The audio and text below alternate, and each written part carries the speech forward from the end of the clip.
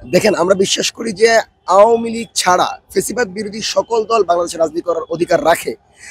মাহফুজ আলম যেটা বলেছেন সেটা হচ্ছে যে পাকিস্তান পন্থা, কিন্তু বাস্তবিকে কি কোনো পাকিস্তান পন্থা রাজনীতি বাংলাদেশে এক্সিস্ট করে? বাংলাদেশে কোনো পাকিস্তান পন্থা রাজনীতি নেই। সুতরাং ওনার এই বক্তব্য অবশ্যই উদ্দেশ্যমূলক। এবং তার পূর্বে তিনি বলেছেন যে একটা দলকে তিনি হুমকি দিয়েছেন, সরকারের একটা জায়গায় থেকে শপথ নেওয়ার পর নিজস্ব মতামত দেওয়ার কোনো অধিকার থাকে না, অথচ সেই শপথ ভঙ্গ করে উনি একটা দলকে পাকিস্তান পন্থা বলেছেন। আমরা বিশ্বাস করি এই ধরনের বক্তব্য ফেসিবাদকে উস্কে দেয়। এবং আপনারা দেখেছেন যমুনা এবং তার পরবর্তী শাহবাগ নিশ্চিত করেছে ফেসিবাদের পতন, নিশ্চিত করেছেন ফেসিবাদের পতনের ধ্বনি। সুতরাং এদেশে পাকিস্তান পন্থা বলে কিছু নেই। আমরা পাকিস্তান পন্থাকেও সমর্থন করি না, আমরা দিল্লি পন্থাকেও সমর্থন করি না, ওয়াশিংটনকেও সমর্থন করি না। আমরা মনে করি কূটনৈতিকভাবে সবার সাথে সম্পর্ক থাকবে এবং বাংলাদেশে আওয়ামী লীগ ছাড়া সকল দল রাজনীতি করবে। কিন্তু আওয়ামী লীগ এবং তাদের লেসপেন্সর 14 দল সাংস্কৃতিক সংগঠন, সামাজিক সংগঠন, তাদের প্রত্যেককে নিষিদ্ধ করতে হবে। এবং আজকে অফিস আওয়ার শেষ হয়ে যাওয়ার পরও এখনো পরিপত্র আসে নাই। আমরা আবারও হুঁশিয়ারি করে দিচ্ছি, যদি পরিপত্র না হয়, যদি পরিপত্র না আসে, আমরা কর্মসূচি ঘোষণা করব, আবারও রাজপথে নামবো। পরিপত্রের অপেক্ষায় আছি। এই দুঃসাহস যেন সরকার না করে যে পরিপত্র দিবে না, জনগণের আকাঙ্ক্ষা পূরণ করে প্রতিটি ওয়ার্ড সাজানো হবে পরিপত্রে, এই প্রত্যাশা করছি। মাহফুজ বলেছে যে জামাত ইসলামকে ক্ষমা চাইতে হবে বা ক্লিয়ার করতে হবে যে ৭১-এর বিষয়টি তারা কি মানে কোন দিকে যাচ্ছে, কিন্তু জামাত কিন্তু কয়েকবার তারা প্রমাণ করেছে এবং বলেছে যে তাদের ৭১ বিষয় ক্লিয়ার করেছে।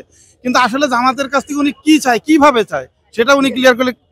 দেখেন, মাহফুজ আলম কি চাই এটা মাহফুজ আলম জানে। মাহফুজ আলমের উচিত ছিল যে জুলাই আকাঙ্ক্ষাকে পূরণ করা, কিন্তু উনি ওঠার পরে উনি আদারিং করছে, ভাগাভাগি করছে এবং পাকিস্তান পন্থা নামে একটা উদ্ভট স্বপ্নিক একটা পন্থা দাঁড় করাচ্ছে।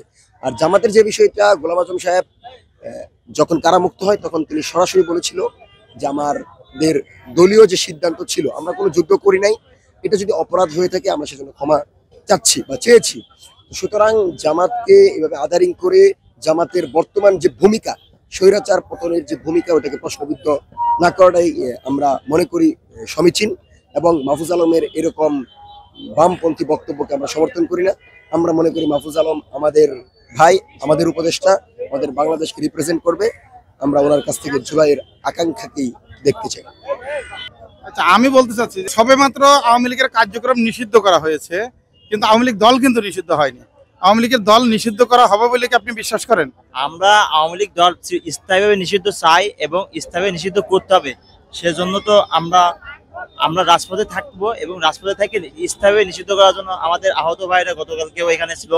এখন এই আহত ভাইদের সাথে আমরা আবার যে সমন্বয়ক ছিল, এনসিপি ছিল, ছাত্র শিবির ছিল, হিফাজ ইসলাম, ওদেরকে আবার আবার রাজপথে নিয়ে আসে স্থায়ীভাবে নিষিদ্ধ করতে হবে।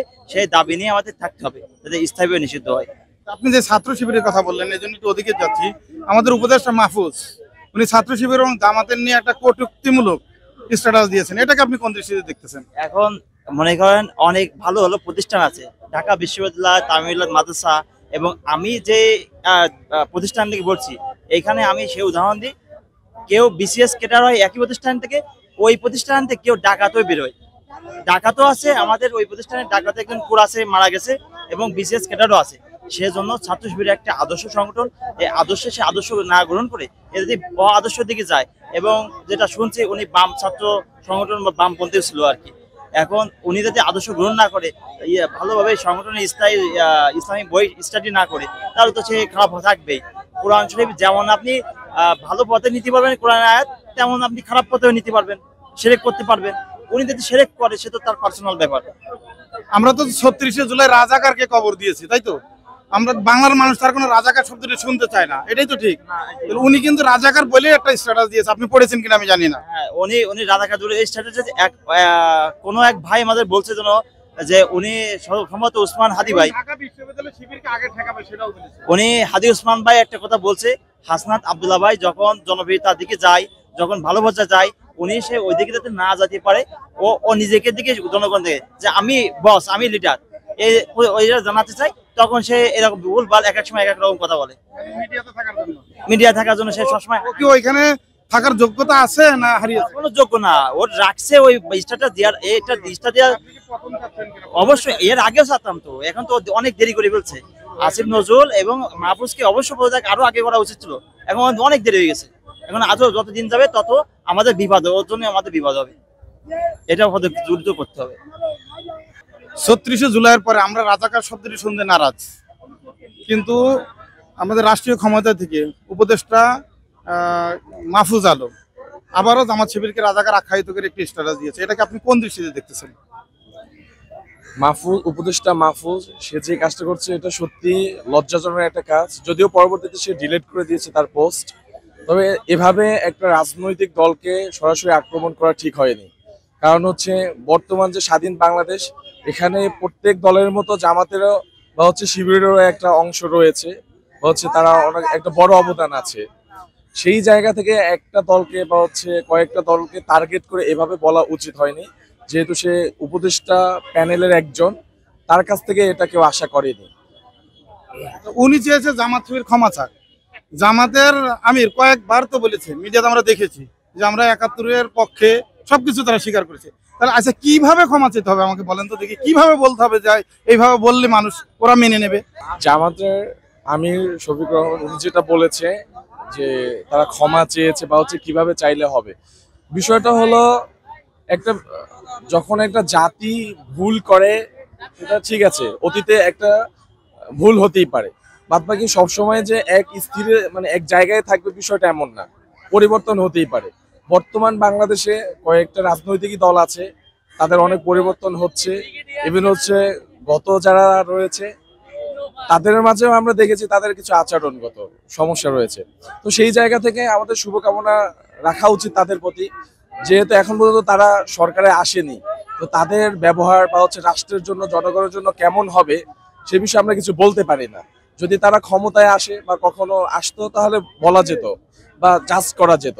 এখন যেহেতু তারা এখন পর্যন্ত ক্ষমতা আসেনি, সেই জায়গা থেকে তাদেরকে জাজ করাটা উচিত হবে না। তবে তাদের ব্যক্তি আচরণ হিসাবে পূর্বের কথা টেনে এভাবে খোঁচা দেওয়া উচিত না। আর পূর্বে হয়তোবা কিছু সমস্যা থাকতে পারে, বেসিক্যালি হচ্ছে তারা যাদেরকে খোঁচা দিচ্ছে বা যাদের নিয়ে ইঙ্গিত দিয়ে কথা বলছে, তারা তাদেরকে কিন্তু দোষারোপে আওয়ামী লীগই করেছিল। এই আওয়ামী লীগের দোষরাই কিন্তু তাদেরকে হচ্ছে রাজাকার বা হচ্ছে বিভিন্ন আখ্যা দিয়েছিল। আদৌ তারা রাজাকার ছিল কিনা এটা কিন্তু সঠিকভাবে তদন্ত হয়নি। আরেকটা বিষয় হচ্ছে, আমরা কিন্তু ওই সময় প্রথম আলোয় দেখেছিলাম ১৪,০০০ রাজাকার, তার মধ্যে জামাতে ছিল মাত্র ৭০ জন, আওয়ামী লীগ ছিল ৮,০০০। তাহলে রাজাকারের দলটা কারা আসলে? হ্যাঁ, এখানে যদি একটা অপ্রাসঙ্গিক বিষয় টানি উদাহরণ দেওয়ার জন্য, মুক্তিযোদ্ধা মন্ত্রণালয় যেখানে মুক্তিযোদ্ধা প্যানেল, সেখানে আমরা জানি মুক্তিযোদ্ধা লিস্ট অনেক বড়, কিন্তু সেখানে যদি আপনি যাচাই করেন বা জাস্টিফাই করেন, নামে মাত্র কয়েকজন মুক্তিযোদ্ধা পাওয়া যাবে। বাকি যে মুক্তিযোদ্ধা এরা কারা বা এনজিও এরা প্রত্যেকে হচ্ছে আওয়ামী লীগে থাকা অবস্থায় তারা সুযোগ নিয়ে ভুয়া মুক্তিযোদ্ধা হয়েছে বা সনদ তৈরি করছে। আর আরেকটা এরপরে যে লিস্ট করা হয়েছিল, দেখুন যারা সুযোগবাদী তারা সবসময় সুযোগ নেয়। ৭১-এর যুদ্ধের সময় যারা সুযোগ নিয়েছে, এখন যদি আওয়ামী লীগের দলে থাকা অবস্থা যারা সুযোগ নিয়েছে, তারা এখনো সুযোগ নেওয়ার চেষ্টা করবে। সুযোগবাদীরা সবসময় অপেক্ষায় থাকে সুযোগের সন্ধানীতে, ঠিক আছে, সুযোগ পেলেই তারা হচ্ছে সেখানে ঢুকে যায়। মাহফুজ আলমকে ওই পোস্টে থেকে উনি ওই ধরনের কমেন্টস করতে পারে কিনা? না, একজন উপদেষ্টা বা হচ্ছে অন্তর্বর্তীকালীন সরকারের ভিতর থেকে এভাবে কথা বলা উচিত না, কারো পক্ষ বা বিপক্ষে কথা বলা উচিত হয়নি। এই জায়গা থেকে হয়তোবা সে চাইলে ক্ষমা চাইতে পারে দলটির কাছে। ব্যক্তিগতভাবে কাউকে আক্রমণ করা যাবে না। এটা ব্যক্তিগতভাবে আপনি যখন আক্রমণ করতে চাইবেন, আপনাকে সাধারণ কোনো দায়িত্বে বা হচ্ছে আমজনতা হতে হবে। আপনি একজন রাষ্ট্রীয় দায়িত্ব থেকে তারপর হচ্ছে একটা দলকে আপনি এভাবে বলতে পারেন না।